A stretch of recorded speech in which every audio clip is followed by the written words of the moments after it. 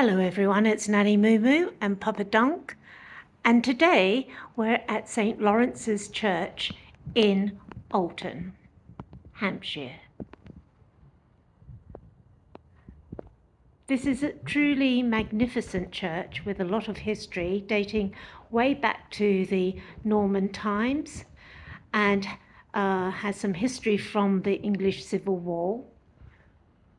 And this door, which is on the south side, don't know if you can see, but apparently there are holes which are bullet holes from that Civil War.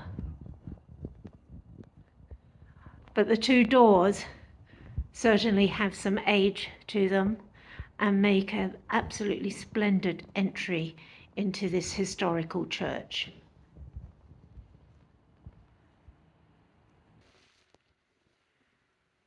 As I turn around from the back of the church,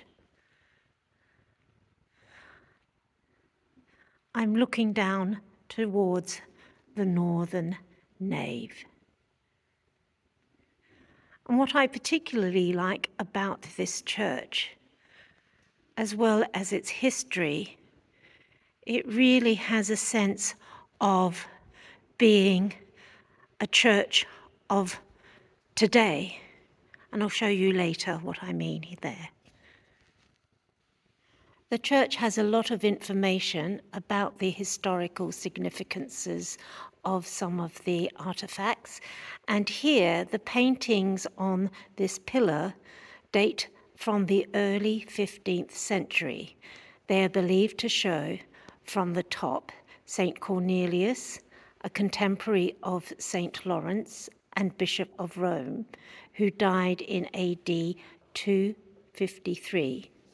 A king, perhaps Henry IV, alive when the nave was built, or Edward the Confessor, whose Queen Edith held the manor of Alton, and at the bottom a martyred bishop thought to be Thomas à Becket, whose cult was popular at the time.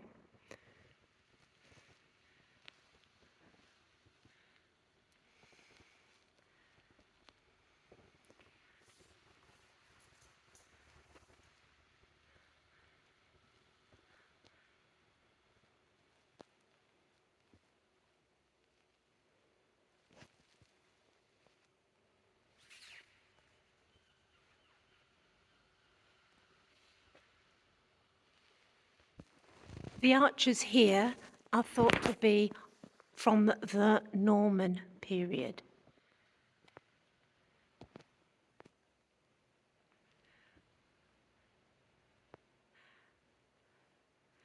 And you can see through this middle arch wonderful stained glass windows.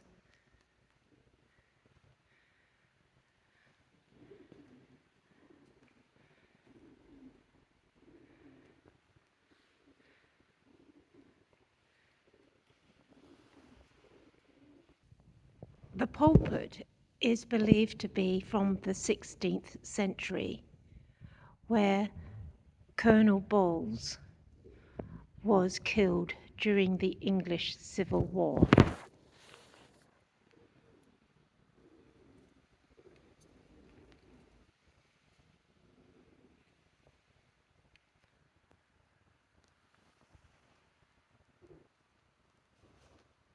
Mounted on the wall, mighty looking set of pipes from an organ.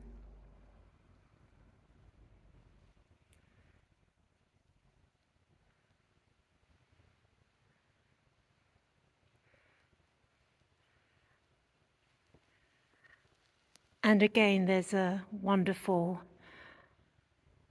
piece of information provided by the church about the history of that organ, dating back from 1830. The choir stalls in front of us are from the 15th century.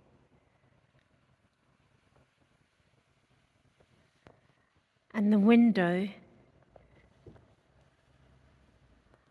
on this west wall is dedicated to Mr. Hall. Henry Hall was a local brewer, and the stained glass windows are of the archangels Gabriel, Michael, and Raphael.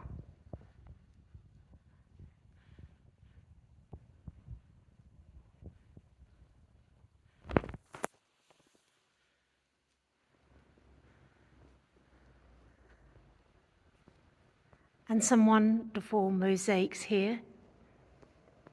Charity,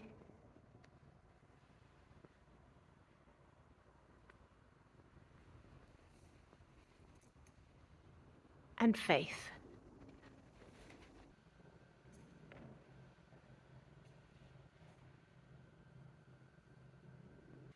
Here is what we believe to be an Anglo-Saxon font, which was removed in the 1800s to Cirencester, but brought back to this church in the 1930s. There is a more updated, Victorian font now in use. But it's here in the corner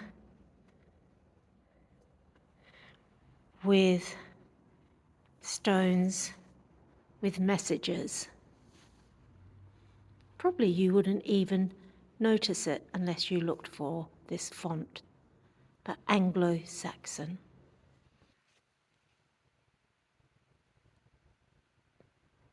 Wonderful memory trees here.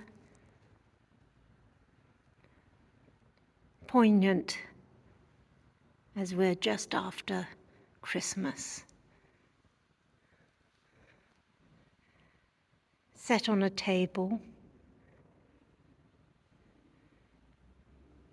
from the 1680s.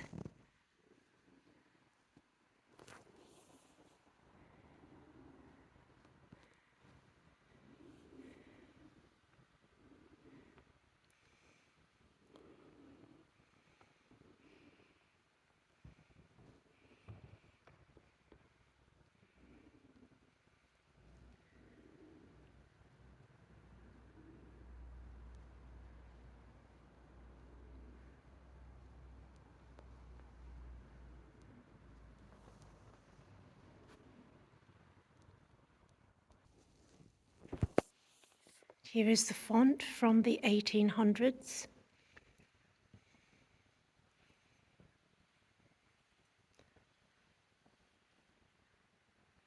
Decorated, very Victorian in style.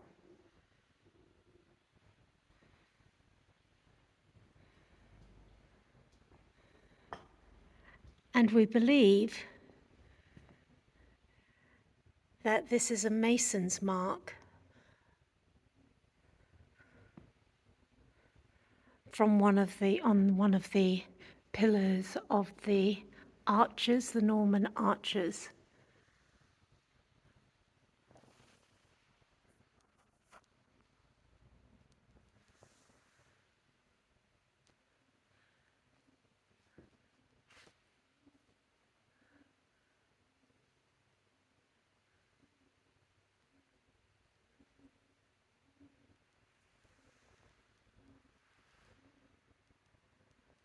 As I mentioned earlier, as well as the long history of the church, what I get a sense of is that this church also caters for the current communities here in and around Alton, and has an award here for an eco-church.